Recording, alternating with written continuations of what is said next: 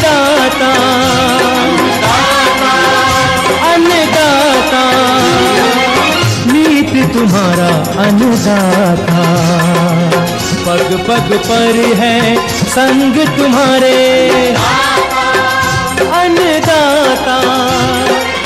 लहू किसानों का बन के पसीना सींचता है धरती का सीना, मेहनत का तेरी हक दिलवाने, नई तकनीक नई खोज बताने। पशुधन को गुणवान बनाना, पौध सुरक्षा को सिखलाना, खेती के सब गुर समझाने, भारत का सरताज बनाने, आठों पहर है संग तुम्हारे अन्नदाता, अन्नदाता। नमस्कार, मैं हूं शोभा मिश्रा और आप सभी दर्शकों का अन्नदाता कार्यक्रम में बहुत बहुत स्वागत करती हूं। हमारे देश का किसान जन का पोषक है, वो श्रम का देवता है, अन्नदाता है और उसमें ही भारत की आत्मा निवास करती है। ऐसे ही किसानों की प्रगति के लिए हम खेती बाड़ी से जुड़ी बहुत सी नई लाभकारी जानकारियां हर रोज सुबह आपके लिए लेकर आते हैं। तो चलिए कार्यक्रम शुरू करने से पहले देखते हैं क्या है आज के अन्नदाता में खास। अधिक उत्पादन के लिए हल्दी की फसल में जरूरी कार्य।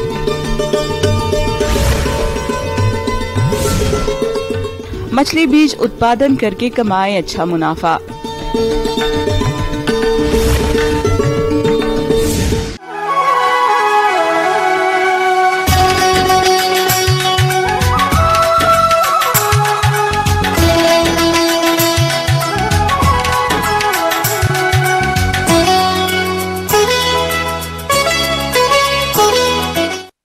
किसान भाइयों, मसाला उत्पादन में हल्दी का प्रमुख स्थान है और जिन किसान भाइयों ने हल्दी की खेती की है उनकी फसल अब बढ़वार की अवस्था पर है।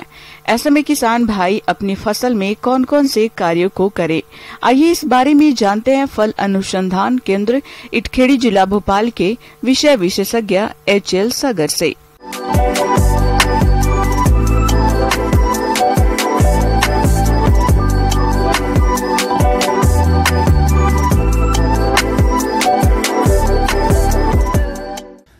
किसान भाइयों, हल्दी से आप और हम भली भांति परिचित हैं। हल्दी हर घर में, हर रिलीजियस में उपयोग में लाई जाती है, चाहे हिंदू हो, मुस्लिम हो, सिख हो, ईसाई हो, कोई भी हो, हर घर के किचन में हल्दी का उपयोग किया जाता है। और जिन किसान भाइयों ने हल्दी की खेती की है या जो कर रहे हैं, उनकी फसलें इस समय लगभग 1 माह या 35-40 दिन की हो गई होंगी। इसमें खरपतवार भी कई प्रकार के आते हैं और लंबे समय तक ये चलते रहते हैं। इसमें चाहे वो समा हो, दूधी हो, दूब हो, चौलाई हो, बथुआ हो या अन्य कोई भी प्रकार के अगर खरपतवार हैं। किसान भाइयों, हल्दी की फसल में कई तरह के खरपतवारों का प्रकोप होता है, जिसकी वजह से फसल कमजोर हो जाती है और अनेक तरह के कीट रोग भी लगने लगते हैं। खरपतवार नियंत्रण के लिए निराई गुड़ाई की जाती है। इसकी पहली गुड़ाई पौधा रोपाई के 30 दिन बाद की जाती है और बाद की गुड़ाइयों को 30 से 40 दिन के अंतराल में करना होता है। हल्दी की फसल में अधिकतम 3 से 4 गुड़ाई ही करनी होती है। निंदाई गुड़ाई करते समय अगर हल्दी के कंद बाहर दिखाई देने लग गए हैं तो उनको मिट्टी चढ़ा कर फिर से दबा दें, जिससे कि कंद का विकास ठीक से होने लग जाए। इसके साथ साथ खाद की बची हुई जो शेष मात्रा है, जैसे प्रारंभ में हमने इसकी खेती में सुपर फास्फेट 100 से 150 किलो पोटास एवं 100 से 150 किलो नाइट्रोजन की आवश्यकता होती है। तो शेष बची हुई आधी मात्रा हम 35 से 40 दिनों की अवस्था में मिट्टी चढ़ाते समय हल्दी में और हल्दी की फसल में इसको दे दें और उसके बाद मिट्टी चढ़ा के फसल को पूरी तरह से उस खाद को मिट्टी में मिला दें, जिससे कंदों का विकास अच्छी प्रकार से होगा और हमारा उत्पादन अच्छा हमें प्राप्त होगा। किसान भाइयों, हल्दी के कंदों की रुपाई बारिश के मौसम में की जाती है। इसीलिए इन्हें प्रारंभिक सिंचाई की जरूरत नहीं होती है। किंतु समय पर बारिश न होने पर खेत में पानी जरूर लगा दें। बारिश के मौसम के पश्चात हल्दी की फसल में सिंचाई 25 दिन के अंतराल में की जाती है। इसके अलावा मिट्टी के प्रकार को ध्यान में रखते हुए सिंचाई करना भी लाभकारी होता है। ज़्यादा घुलने वाली मिट्टी है या दलदली मिट्टी है तो ऐसी मिट्टी में हमें जल निकास की नितांत आवश्यकता पड़ती है। जल निकास के लिए चाहे हमने रेजेंट बेड पे फसल लगाई हो या बेड बना के फसल लगाई हो, दोनों ही स्थिति में जल निकास नितांत आवश्यक हो जाता है। जल निकास के लिए चाहे आप गेती या फावड़े की सहायता से या डिचर की सहायता से नाली बना के खेत से अतिरिक्त पानी बाहर निकाल लें, जिससे पौधे में गलन उत्पन्न ना हो और हमारे जो कंद हैं उनकी बढ़वार ठीक से हो सके। तो ऐसे हमें इसमें प्रबंधन करना चाहिए। यदि हम निरंतर खेती का विजिट करेंगे, हल्दी की फसल की देखरेख करेंगे, तो हमें इसमें कई प्रकार के रोग और व्याधि भी देखने को मिल सकती हैं।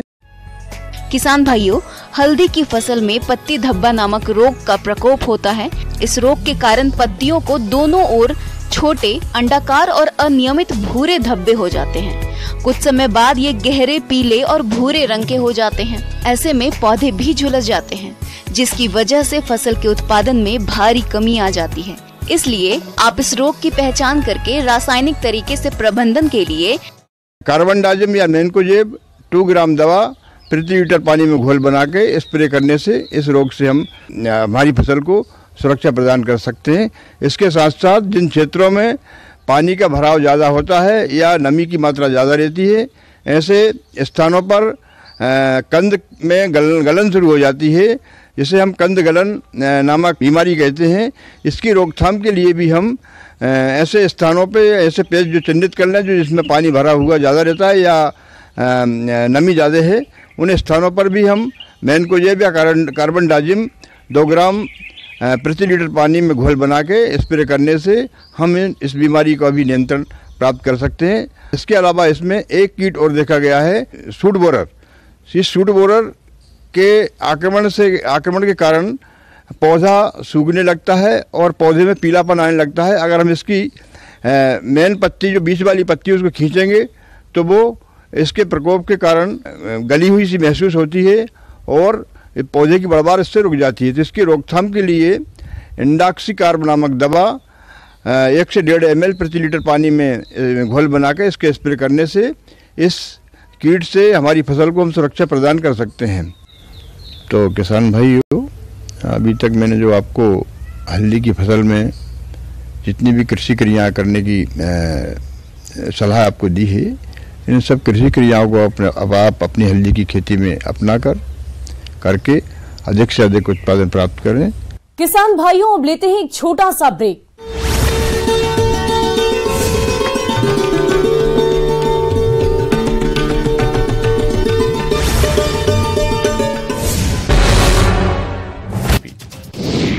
महासमर के लिए बीजेपी का महामंथन, दूसरी लिस्ट को लेकर बड़ी बैठक, नरेंद्र सिंह तोमर समेत दिग्गज नेता होंगे शामिल। ग्वालियर में ऊर्जा मंत्री प्रद्युम्न सिंह तोमर ने सड़क पर लगाई झाड़ू, सड़क पर गंदगी देख खुद लगाई झाड़ू, नगर निगम अधिकारियों को गंदगी को लेकर लगाई फटकार। इसरो के पूर्व प्रमुख डॉक्टर के सिवन बने इंदौर आईआईटी बोर्ड के चेयरमैन। इससे पहले दीपक भी फाटक थे।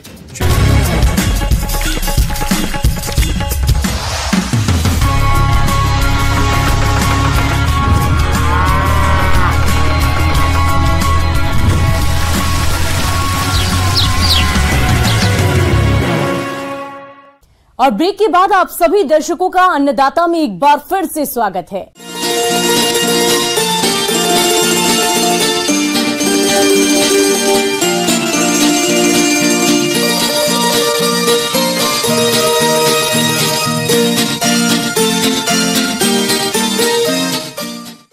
मछली पालन करके आज किसान अच्छा मुनाफा कमा रहे हैं। ऐसे ही मछली पालन से जुड़े कई ऐसे कार्य हैं जिसे करके आप अपनी आमदनी को और बढ़ा सकते हैं, जिसमें मछली बीज स्पॉन का पालन भी कई किसान कर रहे हैं। तो आइए इस बारे में विस्तार से जानते हैं मत्स्य विशेषज्ञ डॉक्टर AK सिंह से।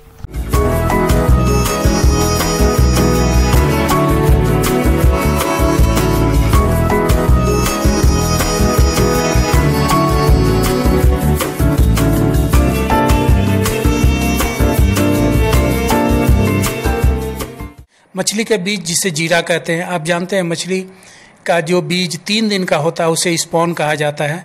इस स्पॉन को पालने के लिए वैसे तालाब की आवश्यकता होती है जो छोटे साइज़ का हो, छोटे आकार का हो, और ख़ास करके जो गर्मी के दिन में सूख जाता हो वो तो तालाब सबसे अच्छा है। 10 डिसमिल से लेकर 30 डिसमिल तक का तालाब है और सूख भी जाता है। तो ये कार्यक्रम जो है जीरा उत्पादन का, ये बरसात में होता है और बरसात में आपके तालाब में तो पानी रहता ही है। तो इसके लिए आप इसको एक व्यवसाय के रूप में कैसे कर सकते हैं, इसकी जानकारी मैं आपको देना चाह रहा हूँ। मछली बीज का उत्पादन करके भी आज किसान अच्छा मुनाफा कमा रहे हैं। बीज उत्पादन की इस प्रक्रिया में अगर अंडा उत्पादन से शुरू करते हैं तो खर्चा अधिक होता है, लेकिन आप चाहें तो मछली बीज के स्पान यानी जीरा अवस्था से पालकर भी अच्छा मुनाफा कमा सकते हैं। बहुत सारे तालाब में आपने देखा होगा जो किसान भाई बीज के अभाव में या तो तालाब को खाली छोड़ देते हैं या जितना बीज डालना चाहिए वो नहीं डाल पाते हैं। तो अगर आप बीज उत्पादन का कार्यक्रम अपने गांव में शुरू करते हैं तो इससे फ़ायदा ये होगा जो आपको तो कुछ आमदनी मिलेगी ही, साथ ही साथ आप अपने गांव वाले को भी अच्छा बीज दे सकेंगे ताकि सभी के तालाब में मछली पालन शुरू किया जा सकेगा। तो इसके लिए तालाब की तैयारी करनी है। सबसे पहले आप अपने तालाब में गोबर डालें और कुछ दिन के बाद देखेंगे 3 से 4 दिन के बाद जो आप जैसे ही उसमें पानी भरेगा तो उसका रंग हरा होना शुरू हो जाएगा, थोड़ा सा मटमैला जैसा। या साथ साथ कभी कभी क्या करते हैं जो इसमें सरसों का खल्ली फुला करके वो पूरे तालाब में छींट दिया जाता है। तो इससे भी मछली का प्राकृतिक भोजन बड़ा आराम से तैयार हो जाता है। जो छोटे छोटे कीड़े उसमें तैयार हो रहे हैं, ये कीड़े जो है अभी बहुत 3-4 दिन ही हुआ है, बहुत छोटे आकार का है। अब इस तालाब में से जो जलीय कीड़े मकोड़े हैं उनका सफाया कर लें। ये जब आपका हो गया तो अब आपका तालाब यदि 30 डिसमिल का तालाब है तो इसमें आपको 3 लाख स्पॉन डालना है। ये स्पॉन बहुत महंगा नहीं मिलता है, 600 रुपया में 1 लाख मिल जाता है। तो 3 लाख लिए तो 1800 रुपया हुआ।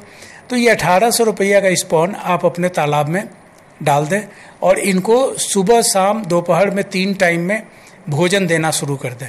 भोजन में क्या देंगे तो सरसों का खल्ली, बेसन, धान का कोढ़ा मतलब राइस ब्रान जिसको कहते हैं, इन तीनों को मिला करके और बहुत ही महीन कपड़े से, मार्किन के कपड़े से या साड़ी के कपड़े से इनको छान लेते हैं।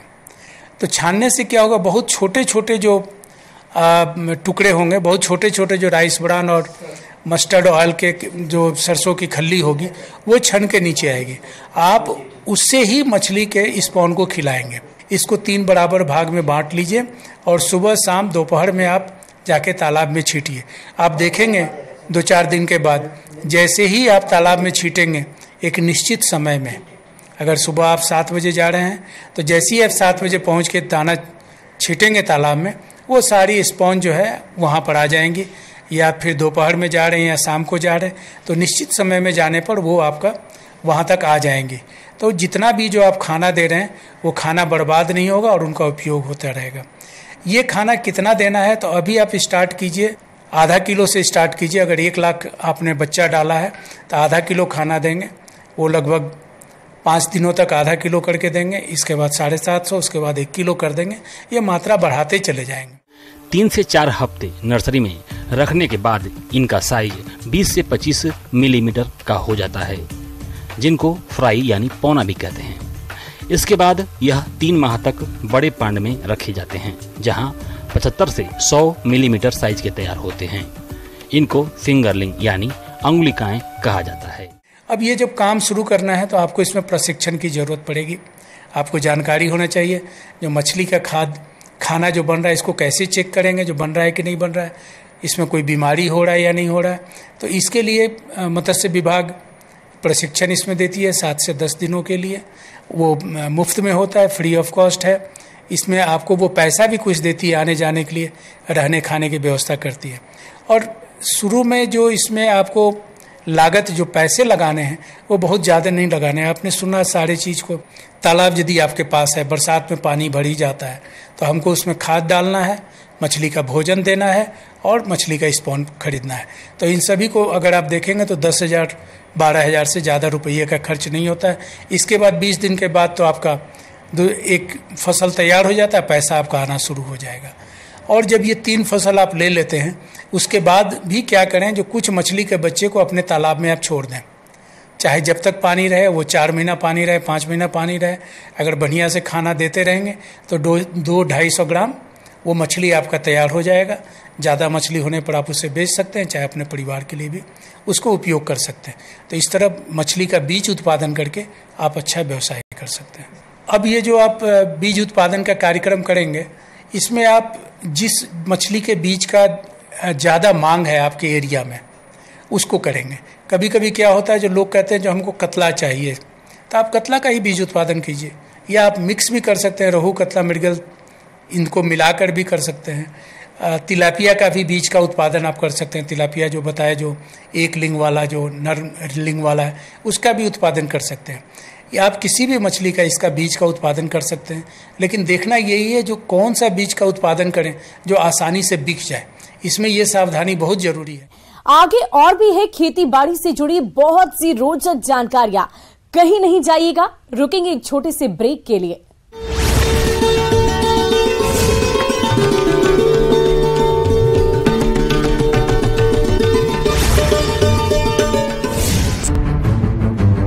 के पास स्पेस और एरोनॉटिक्स इंजीनियरिंग का लंबा अनुभव।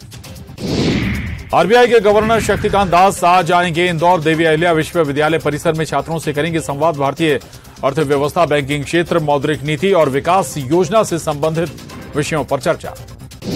वन नेशन वन इलेक्शन पर कमलनाथ का बयान, संविधान में किया जा सकता है संशोधन, लेकिन राज्यों की भी लेनी होगी मंजूरी। ग्वालियर में गाड़ी पार्क करने पर विवाद, दो पक्षों में जमकर चले लात घूसे, किया पथराव, दोनों पक्षों के लोगों को मामूली चोट, दोनों पक्षों पर। अन्नदाता कार्यक्रम में स्वागत है।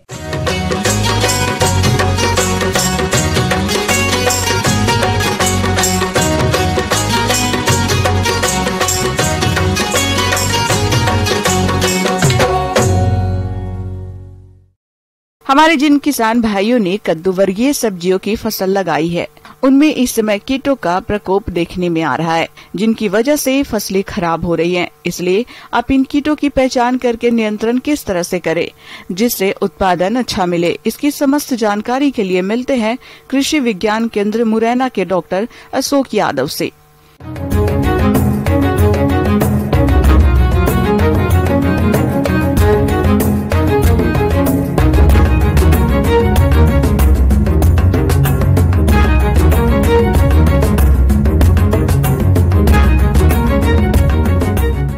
किसान भाइयों, कद्दू वर्गीय सब्जियों में अच्छे उत्पादन के लिए हमें कीटों की समस्या भी हमें देखने को मिलती है। जैसे कीटों में जो मुख्य जो कीट है उसमें जैसे रस चूसक कीटों में खासकर जैसे माऊ है, ये जो है कई बार देखने को मिलता है। फसल में कई तरह के रस चूसक कीटों का प्रकोप होता है। ये कीट फसल की पत्तियों, शाखाओं और फलों का रस चूसकर नुकसान पहुंचाते हैं। इसका सीधा प्रभाव फसलोत्पादन पर पड़ता है। तो इन रस चूसक कीटों के जैविक नियंत्रण के लिए फसल में प्रति एकड़ 8 से 10 नीले और पीले चिपचिपे ट्रैप लगाएं। साथ ही 5 मिलीलीटर नीम तेल को 1 लीटर पानी में घोलकर फसल पर छिड़काव करें। यदि रस चूसक कीटों का प्रकोप क्षति स्तर से अधिक है तो आप इनकी रोकथाम के लिए इमिडाक्लोरोपिड 1 मिलीलीटर दवा को 3 लीटर पानी के हिसाब से घोल बनाकर 15 दिन के अंतराल पर छिड़काव करते रहें। इसके अलावा आपने देखा होगा कि जो है कद्दू वर्गीय सब्जियों में एक जो है लाल कीड़ा जो है बहुत जो है देखने को मिलता है और ये फूल को काफ़ी नुकसान पहुंचाता है। तो इसका जो प्रबंधन है, कई बार जो है हम फसल पे ऊपर जहाँ लाल कीड़ा दिखता है वहाँ पर हम करने का प्रयास करते हैं, लेकिन जो अगर हमें उसके वास्तविक जो है स्वरूप का मालूम नहीं है, उसकी जो नेचर ऑफ डैमेज अगर हम नहीं मालूम है, तब तक हम उसको कंट्रोल नहीं कर सकते हैं।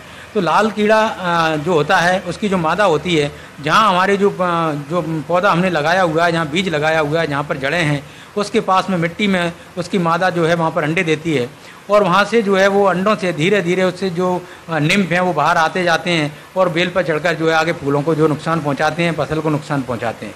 और हम प्रयास करते हैं ऊपर जाकर उसको कंट्रोल करने का। तो ऊपर जितने संपर्क में आते हैं वो उससे जो है नष्ट हो जाते हैं, लेकिन जो नीचे जो उसकी जो तादाद है, वो जो नीचे से जो अंडे से जो निकलने वाले जो कीट हैं वो निरंतर निकलते रहते हैं। तो हमें मुख्य जो प्रबंधन करना है वो हमें नीचे करना है, जहाँ हमारी जो फसल जहाँ लगी हुई है, जहाँ पर जो हमारी बेल लगी हुई है, जड़ों के पास हम जो है हम वहाँ पर ड्रेंचिंग करें। खासकर क्लोरोपाइरीफास 20 EC आता है, उसको हम अगर वहाँ जड़ों के पास में उससे अगर ड्रेंचिंग कर देते हैं तो क्या होता है कि उसमें जो अंडे अवस्था में और जो निम्फ जो निकल रहे हैं वो वहाँ पर ही जो नष्ट हो जाते हैं और लाल कीड़े का बहुत अच्छे से उससे प्रबंधन हो सकता है। किसान भाइयों, फसल में फ्रूट बोरर की समस्या फल मक्खी कीट के कारण होती है।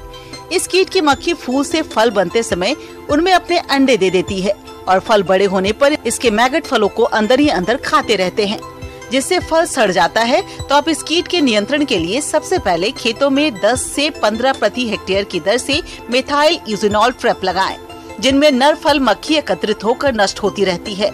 इसके रासायनिक नियंत्रण के लिए डाइक्लोरोवास दवा की 2 मिलीलीटर मात्रा का प्रति लीटर पानी के हिसाब से घोल बनाकर छिड़काव करें, जिससे इस कीट पर आसानी से नियंत्रण पाया जा सकता है।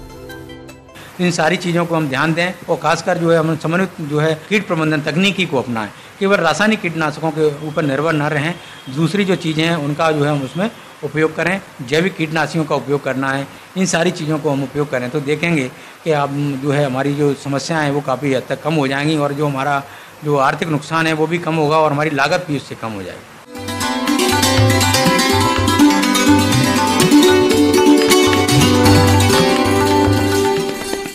आइए जानते हैं अन्नदाता निःशुल्क फोन के माध्यम से पूछे गए समस्याओं का समाधान। अन्नदाता निःशुल्क फोन संपर्क सेवा के माध्यम से पूछे गए प्रश्नों में से आज हमने जिस प्रश्न को कार्यक्रम में शामिल किया है उसे पूछा है ग्राम डोंगरपुर, जिला भोपाल के कृषक मोहन लाल ने। ये आम की पौधरोपण तकनीक के बारे में जानकारी चाहते हैं। तो मोहन लाल जी, आपकी जानकारी के लिए प्रस्तुत है कार्यक्रम का ये अंश। और मैं आज आपको आम की खेती कैसी की जाए, आम के बगीचे कैसे लगाए जाएं, उसके बारे में जानकारी दूंगी। जैसा कि आप सभी जानते हैं कि आम एक बहुत महत्वपूर्ण फल है तथा पूरे भारतवर्ष में इसकी खेती की जाती है। लोग बगीचों में लगाते हैं। इसको बहुत पसंद किया जाता है। हर वर्ग और हर मीन्स आयु के लोगों के लिए ये बहुत पसंदीदा फल है। तो किसान भाइयों, इसकी खेती कैसे करें और बगीचे कैसे लगाएं, इसको शुरुआत से लेके सब मैं आपको बिंदुवार जानकारी दूंगी। उन्नतशील किस्मों का ध्यान रखना बहुत ही आवश्यक है, क्योंकि मिट्टी कुछ भी हो और तापमान और इन सब, अगर ये सब फेवरेबल है, सब अच्छी स्थिति में, अगर हम किस्मों का अच्छा चुनाव नहीं करेंगे तो वो हमारे लिए अच्छा फलदायक नहीं होगा। तो इस बात का ध्यान रखें। लंगड़ा, चौसा, बॉम्बे ग्रीन, अल्फांजो, तोतापुरी, हिमसागर, किशनभोग, ये सब अच्छी किस्में हैं जो लगानी चाहिए। पर इन सब में थोड़ी समस्या होती है कि एक साल ये अच्छा फलन करती हैं और अगले साल उतना अच्छा फलन नहीं करती हैं। तो इसके लिए कुछ नई विकसित किस्में हैं, जैसे मल्लिका, आम्रपाली, दशहरी, गौरव, राजीव, रत्ना, ये प्रजातियां हर साल फल देती हैं। तो इन किस्मों का चुनाव करके हम हर साल फलन को प्राप्त कर सकते हैं। किसान भाइयों, अभी आपने आम का अधिक उत्पादन देने वाली किस्मों के बारे में जानकारी हासिल की। अब आइए जानते हैं भूमि का चयन और गड्ढों की खुदाई तथा खाद उर्वरकों के संतुलित प्रयोग के बारे में। जब हम आम के बगीचे लगाएं तो इसमें भूमि का चयन बहुत महत्वपूर्ण होता है। वैसे तो आम ऐसा फल है जो हर तरह के मिट्टी में लगाया जा सकता है, लेकिन इसके लिए एक बात ध्यान देनी है कि अधिक बलुई मिट्टी, पथरीली, क्षारीय तथा जल भराव वाले जमीन में इसको ना लगाएं। और ये बात मैं और मुख्य रूप से बताना चाहूँगी कि किसान भाई, चूँकि बारिश का मौसम है, जल भराव की स्थिति जहाँ बनती है वहाँ जल निकास की व्यवस्था कर लें। अतः अच्छे जल निकास वाली दोमट मिट्टी सर्वोत्तम होती है इसके लिए। वृक्षों के रोपण के संबंध में ये ध्यान रखना जरूरी है कि वर्षा काल में वृक्षों का रोपण करना चाहिए, लेकिन ये बात ध्यान रखिए कि वर्षा जहाँ बहुत ज़्यादा होती हो तो बरसात जब खत्म हो रही हो तो उसके अंत में ही नए पौधे लगाएं। पौधे लगाने के लिए जो मेन खेत है आपका, जहाँ आप पौधे लगाएंगे, बगीचे लगाएंगे, उसको अच्छे से उसकी जुताई कर लेनी चाहिए। जो खरपतवार पहले से हैं उसको हटा लेना चाहिए। उसके बाद ये ध्यान रखना चाहिए कि पौधों को वर्गाकार आकार में लगाना सबसे अच्छा होता है, जिसमें पौधे से पौधे की दूरी और लाइन से लाइन की दूरी 10 से 12 मीटर पर्याप्त होती है। पर आजकल सघन जो बगीचे लगाए जाते हैं वो भी प्रमुख है। उसमें आम्रपाली जो किस्म लगाई जाती है वो प्रमुख है। है उसमें जो है 2.5 मीटर की दूरी, 2.5 मीटर की दूरी ही पर्याप्त होती है। गड्ढे जो बनाए उसके लिए विशेष रूप से ध्यान देना है कि गड्ढे का जो आकार होना चाहिए वो 1 मीटर गुने 1 मीटर गुने 1 मीटर का होना चाहिए। लेकिन आजकल 90 सेंटीमीटर गुने 90 सेंटीमीटर गुने 90 सेंटीमीटर भी के गड्ढे बनाए जाते हैं जो कि अच्छे रहते हैं। गड्ढे बनाते समय ये ध्यान रखें कि जब हमें पौधा लगाना हो उसके 1 महीना पहले ही आप गड्ढा बना ले। किसान भाइयों, गड्ढों को खोदते समय ऊपर की 30 सेंटीमीटर मिट्टी को एक तरफ और नीचे की 70 सेंटीमीटर मिट्टी को दूसरी तरफ रखें। इसके बाद गड्ढे भरते समय पहले ऊपर की 30 सेंटीमीटर वाली मिट्टी भरनी चाहिए। उसके बाद लगभग 35 से 40 किलोग्राम सड़ी गोबर की खाद और 2.5 किलोग्राम सुपर फास्फेट को नीचे वाली मिट्टी में अच्छी तरह मिलाकर भरना चाहिए। अगर मिट्टी में दीमक की समस्या हो तो 100 ग्राम क्लोरोपाइरीफॉस पाउडर प्रति गड्ढे की दर से खाद मिलाते समय डालना चाहिए। किसान भाई, गड्ढे को भूमि की सतह से 15 से 20 सेंटीमीटर तक उठा हुआ भरें। खाद डालकर और उसमें पानी सिंचाई करके उसको गड्ढे को बंद कर लेना चाहिए। लेकिन यह ध्यान रखना चाहिए कि उसमें आप जो है निशान लगा ले। उसके बाद जो निशान हम बनाते हैं उसमें जब नर्सरी से पौधे लाते हैं उसको लगाना होता है तो हम जितना हमारा पॉलीथीन में वो जो हमारा नर्सरी से पौधा लाया गया है उसमें मिट्टी है उस हिसाब से फिर से वो उस जगह से मिट्टी निकाल लेनी चाहिए और उसके बाद वो पौधा लगा देना चाहिए। पौधा लगाने के बाद ये ध्यान रखना चाहिए कि उसको शुरुआत में हर दूसरे दिन सिंचाई करनी चाहिए या कोशिश करनी चाहिए कि प्रतिदिन करें, ना करे तो हर दूसरे दिन करना चाहिए। और जब 2-3 महीने का पौधा हो जाता है तो हम सप्ताह में 1 दिन भी कर सकते हैं। और निराई गुड़ाई जरूर करें क्योंकि ये जो मेन जो है हमारा आम का पौधा उसको जो हम न्यूट्रिएंट देते, पोषक तत्व देते, वो नहीं तो वो खुद ले लेंगे और हमारा पौधा जो होगा उसको पोषक तत्व नहीं मिल पाएगा।